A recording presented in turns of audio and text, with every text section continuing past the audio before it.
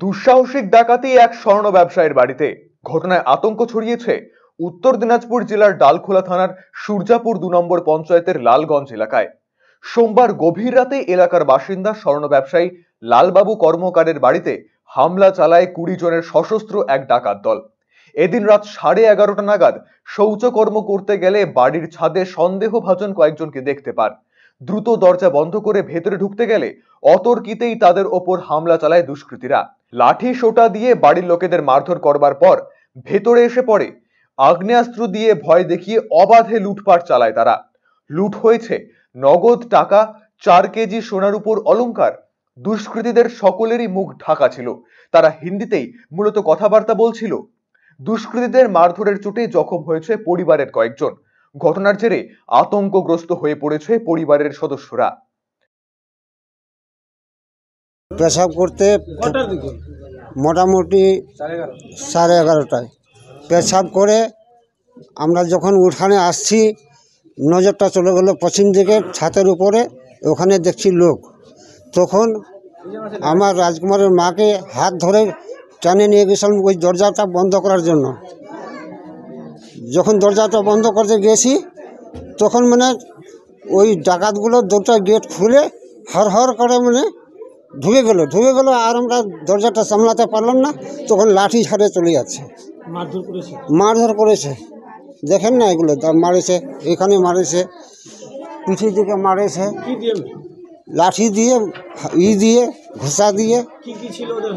ওদের হাতে ছিল মানে বন্দুক ছিল, বড় যেগুলো তিরিয়া মারে ওগুলো ছিল, ছোটগুলো বন্দুক ছিল। আর মোটামুটি 20 জনের উপরে হবে। মোটামুটি রাখেন হবে মোটামুটি 4 কেজির মতো। আর টাকা পয়সা নিয়ে গেছে মোটামুটি 60,000 টাকা নিয়ে গেছে। পুলিশ রাত্রি পুলিশ আসছিল। তারপরে আমাদেরকে নিয়ে গেছে হসপিটাল। ওখানে ওষুধপত্র দিল, ইঞ্জেকশন দিয়েছে। ইঞ্জেকশন করায় বাড়ি আসলাম। ওরা হিন্দিতে, বিহারিতে কথা বলছিল। অন্যদিকে ডাকাতি করবার বিষয়ে টের পেলেও ক্রমাগত দুষ্কৃতীদের প্রাণনাশের হুমকিতে ভয়ের চোটে এগিয়ে আসতে পারেনি প্রতিবেশীরা। ঘটনার খবর পেয়ে কিছুক্ষণের মধ্যেই সেখানে আসেন ডালখোলা মহকুমা পুলিশ আধিকারিক রথিন বিশ্বাস, ডালখোলা ও চাকুলিয়া থানার পুলিশ। এলাকাবাসীদের জিজ্ঞাসাবাদ করে ঘটনার তদন্ত শুরু করেছে পুলিশ। রাত্রির বেলা ওই যখন আমার চিল্লি হলো, আমরা ভাবলাম কি মারপিট হচ্ছে। যখন আমরা ভাবলাম কি বের হবো বাড়ির থেকে, দেখে আমাদের মানে আশপাশের লোক ছিল, গালাগালি দিচ্ছে কি যে বের হলে জান থেকে মেরে দেবো। সেজন্য ভয় আমরা বের হতেই পারিনি। কী করবো, ফোন করতে যাচ্ছি তো ফোন টোন করলে অটো গালাগালি বলতেছে কি যে ফোন করবে এই পুলিশকে, এইকে ওকে জান থেকে মেরে দেবো। আমরা ভয় বলতে পারিনি, না দেখতে পারিনি, আমরা মানে শব্দ শুনতে পেয়েছি।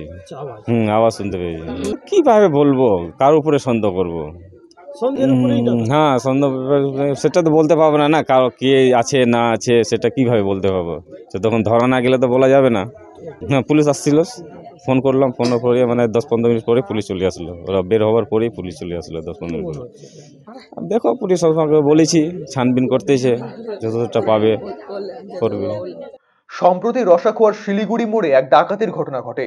সোমবার ওই ব্যবসায়ীর বাড়িতে ডাকাতির ঘটনায় ব্যাপক আতঙ্ক ছড়িয়েছে গোটা এলাকা জুড়ে।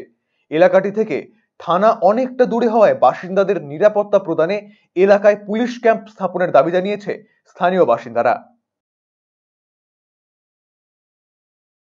আমরা শুনতে পারলাম যে রাত্রিবেলা নাকি 11:30 নাগাদ আমাদের এখানে লগুয়া গ্রামে লালবাবু কর্মকারের বাড়িতে নাকি কিছু দুষ্কৃতী আছে, ডাকাতি করে নিয়ে গেছে।